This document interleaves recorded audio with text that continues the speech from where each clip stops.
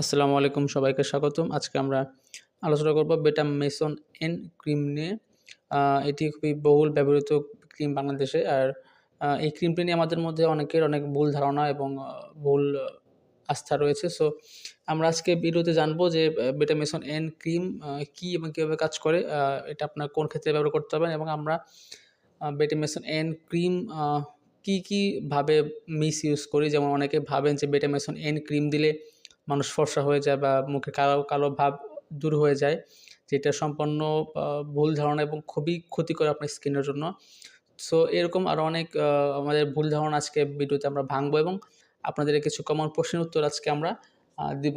তো আশা করি ভিডিওটা শেষ পর্যন্ত দেখবেন। শুরুতে আমরা আলোচনা করব বেটামেসন এন ক্রিমের কিছু বেসিক ধারণা নিয়ে। যে বেটামেসন এন হচ্ছে একটি কম্বিনেশন ক্রিম। এটাতে দুইটা উপাদান আছে, একটা হচ্ছে বেটামেসন আর একটা হচ্ছে নিওমেসন। সো এই দুই ধরনের কাজ থাকে। এটি সাধারণত হচ্ছে একজিমা, সোরাসিস বা এই টাইপের যে স্কিনের ডিজিজ হয়, সেক্ষেত্রে বেটামেসন এন ক্রিমটা খুব ভালো কাজ করে। এটির ব্যবহার বিধি হচ্ছে আপনাকে প্রথমে ত্বক পরিষ্কার করে শুকিয়ে নিতে হবে। দেন হচ্ছে পাতলা করে ক্রিমটি আক্রান্ত স্থানে প্রয়োগ করতে হবে।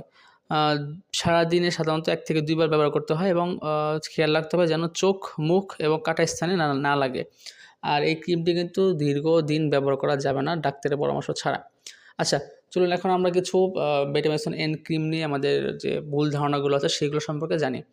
প্রথম ভুল ধারণা হচ্ছে আমরা অনেকেই ভাবি যে বেটামেসন এন ক্রিম দিলে আমাদের স্কিন ফর্সা হয়ে যাবে। সো এইটা কিন্তু খুবই একটি ভুল ধারণা এবং অনেক আপনার স্কিনের জন্য কিন্তু অনেক বেশি ক্ষতিকর। আপনার স্কিন কিন্তু পাতলা করে দিবে এবং আপনি স্কিনটাকে অনেক বেশি খারাপ করে দিবে। সো ফর্সা হওয়ার জন্য কেউ বেটামেসন এন ক্রিম ইউজ করবেন না। বা অনেকেই বেটামেসন এন ক্রিম ইউজ করে তাদের ঠোঁটকে কালো ঠোঁটকে লাল করার জন্য। সো এটাও কিন্তু খুবই ক্ষতিকর আপনার ঠোঁটের স্কিনের জন্য। সো এসব ভুলভাল কাজ করবেন না। আর হচ্ছে আপনার স্কিনে কোনো প্রবলেম থাকলে অবশ্যই ডাক্তার দেখাবেন। আর যে কোনো রোগের বা যে কোনো স্কিনের সমস্যা হলে আমরা কী করি, প্রথমে আমরা বেটামেসন এন ক্রিমটা ইউজ করি, যেটা কিন্তু আরেকটি ভুল ধারণা। বিভিন্ন স্কিনের যে প্রবলেমের জন্য বিভিন্ন রকমের ডিফারেন্ট ওষুধ আছে। সো আপনার স্কিন দেখিয়ে আপনি ওষুধটা কিন্তু নেবেন। আচ্ছা, সো এরপরে আসি হচ্ছে আমাদের কিছু প্রশ্নের উত্তর নিয়ে। অনেক প্রশ্ন থাকে, যেমন হচ্ছে অনেকে প্রশ্ন করেন যে বেটামেসন এন ক্রিম কীভাবে দীর্ঘদিন ভালো রাখা যায় বা সংরক্ষণ করা যায়। প্রথমত হচ্ছে বেটামেসন এন ক্রিমটি আপনি ঠান্ডা এবং শুকনো স্থানে রাখবেন দীর্ঘদিন ইউজ করার জন্য। তারপর হচ্ছে অনেকেই প্রশ্ন করেন যে বেটামেসন এন ক্রিম কি মুখে ব্যবহার করা যায় কি না।